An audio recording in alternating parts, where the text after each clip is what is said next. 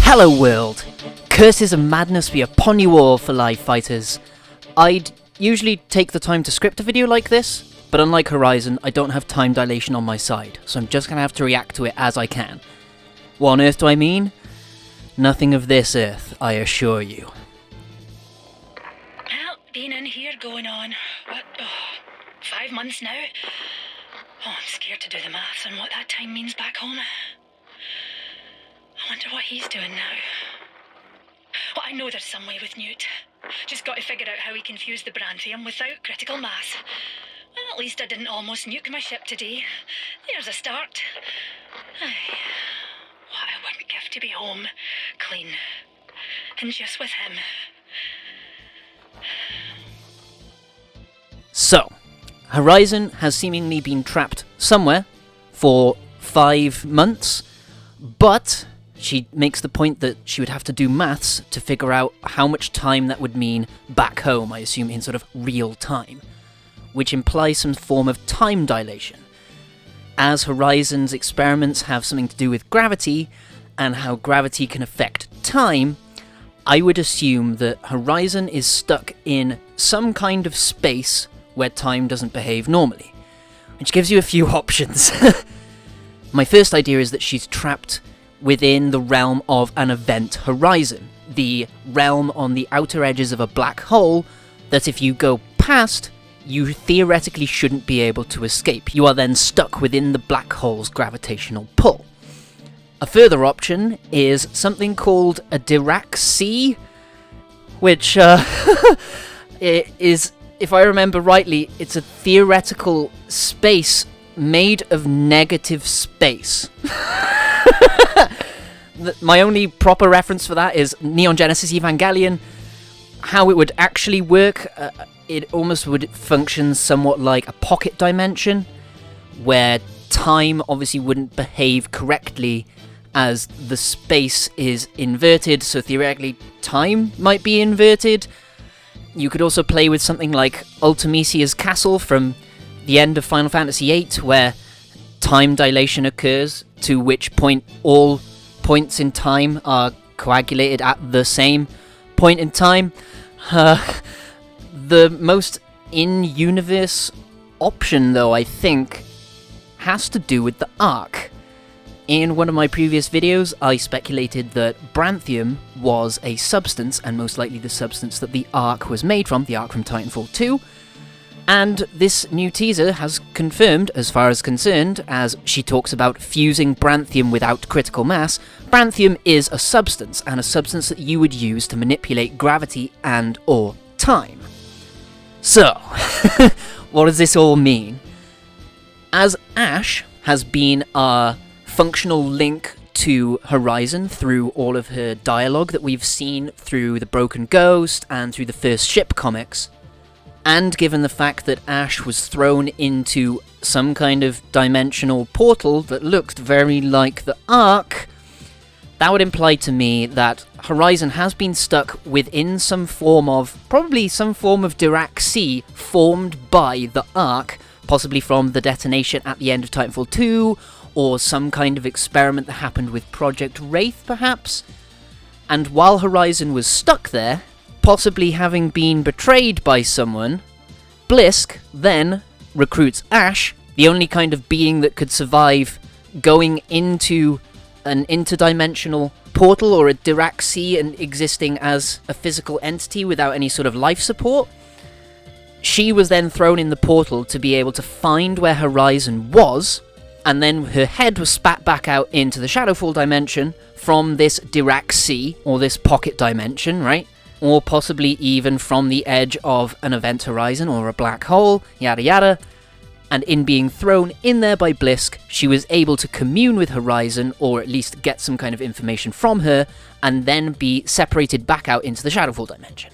Which is then why we were then sent to collect the pieces of Ash's head, to bring them back, put them together, so that Hammond, etc. could get the codes, possibly Blisk could get the codes, that actually may not be codes, they're more coordinates of the point in space-time that Horizon exists at this point, And that's almost like a rescue beacon, if you will. Ash was sent to gather the kind of information that we need to be able to go and retrieve Horizon. And if you go on Twitter, there are tons of brilliant ideas being thrown around by the sort of the lore community. One really good idea I saw from Frozen Fro is that the rocket, which I'd always speculated wasn't going to Samathi, it isn't going to Samathi. The coordinates that Ash retrieved are being used to locate and retrieve Horizon using the new rocket. This rocket also apparently has a ton of scientific material on it.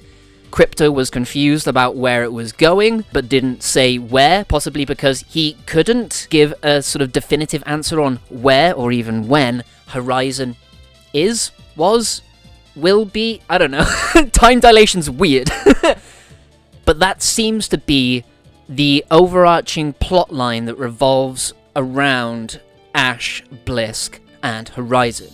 Horizon does also mention, as you heard at the beginning, a specific he. I wonder what he's doing now, and what I'd give to be home clean and just with him. If this is Blisk's ex-girlfriend, ex-wife, that would actually give Blisk a lot of motivation to recruit Ash to go and rescue her, and could be why he's now the commissioner of the games, so that he has access to the top level of Hammond's scientific knowledge and the Syndicate's repertoire of endless stuff. Who knows what the hell they have. And he's been manipulating them all this time just to achieve this grand thing that is on the horizon for him, which is Horizon. This could also even stem into the point about Ash being told about an old friend, especially if Blisk and Horizon were still officially together and Ash was Blisk's ex-girlfriend. That would actually kind of be a bit of an emotional conflict there brewing between the two of them. Oh, an old friend, the girl who stole me away from you. That's maybe going a bit too far on that angle, but there's also the idea that they were at least ex-IMC compatriots, or even up to the point that Horizon is the reason that Ash is now a simulacrum. But I'm now quite a bit more dubious about the betrayal theory between Ash and Horizon, given how Ash seems to accept what's happening when she's ahead before Blisk throws her in the portal, and she asks if there's no other way. It seems to me there that she's actually relatively accepting of what she's being asked to do. And if Horizon misses him and him is Blisk, then Blisk didn't betray her either, theoretically. So what if it was Horizon who betrayed Blisk, and she originally said the wee bit of betrayal for breakfast, eh, dearie? That makes way more sense than Blisk saying it. And she said that in retrospect, looking back at what she maybe last said to Blisk before she jumped in a portal to this pocket dimension or went flying off into an event horizon to study, or... There's a lot of ways this can go, but all of it is absolutely ridiculous sci-fi nonsensery, which is absolutely my jam. If they can actually work some sort of emotional ties into this, and some definite emotional conflict, which maybe isn't as much of the case as I'd originally speculated, this could be a real strong origin story for the Season 7 legend. There's a ton of tiny little details popping in and out of this. There's these new balloon things that have just appeared on the two existing maps that apparently are from Samathi. That's another further suggestion that the rocket isn't needed to get us to Samathi. It's needed to go somewhere very specific. And being such an old rocket, it's probably one that they can afford to lose, right?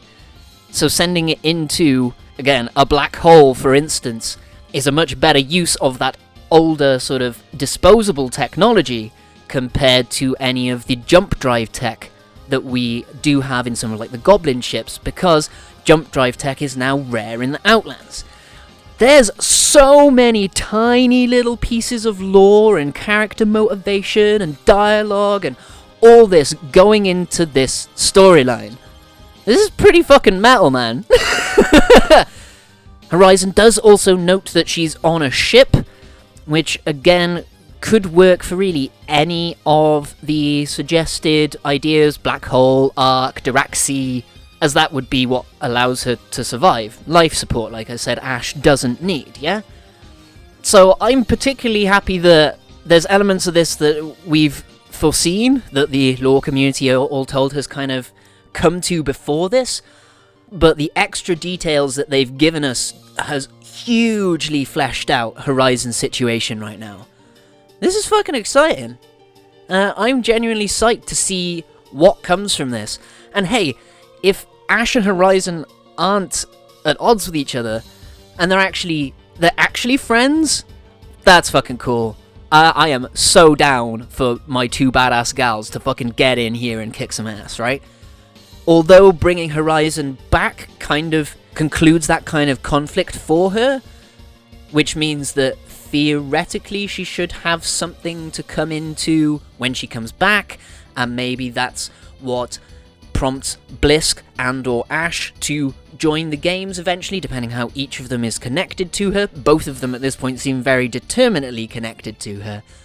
There is just this mysterious he or him that we're not entirely sure about, but I mean, if you understand how storytelling works, it's most likely Blisk. You don't have the setup that we have for Horizon's situation and then reference a him who's not Blisk. It's like the whole Big Sister Mila theory. You don't put a mask on a character that you specifically name and give us like a very specific shot of, again, with a mask on, if we don't already know who they are. There's no point building up mystery about a character if we wouldn't have known the answer if it wasn't obscured. If that makes any sense. Like, I'm trying to sort of vocalize a general idea of how storytelling works. It's almost like Occam's razor. Like, the most logical fit is usually, and I don't really like this idea in general, but storytelling, it definitely works to an extent. It's kind of like Occam's razor in that the most obvious him, there's only one really obvious him in this situation, so therefore it kind of has to be them, otherwise you kind of got muddled storytelling. There could be more to learn as we go forward.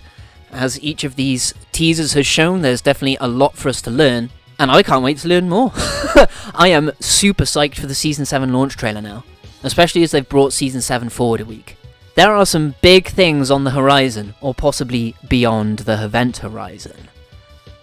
With that, I am emotionally and logically drained from today, from yesterday's comic and this teaser. Apex is fucking knocking it out of the park right now. If you care anything about the story, I hope you're on board with me that this is some fucking exciting shit. But I think if I carry on any longer, I'll start dilating time myself. So I'm gonna leave it there, and we just have to look to the future, or the past, or an alternate version of the present, or a negative space where time goes backwards. See you there, I guess. Thanks for staying with me, friends. I hope you've enjoyed my thoughts on this third Horizon teaser for Season 7 of Apex Legends. Thank you for staying with me. I've been Euclidean Vision, the emotional support. Take care of yourselves out there, teammates. And may the glorious light of Best-Girl shine beyond the blackest hole and fill you with determination for the future. Bye-bye.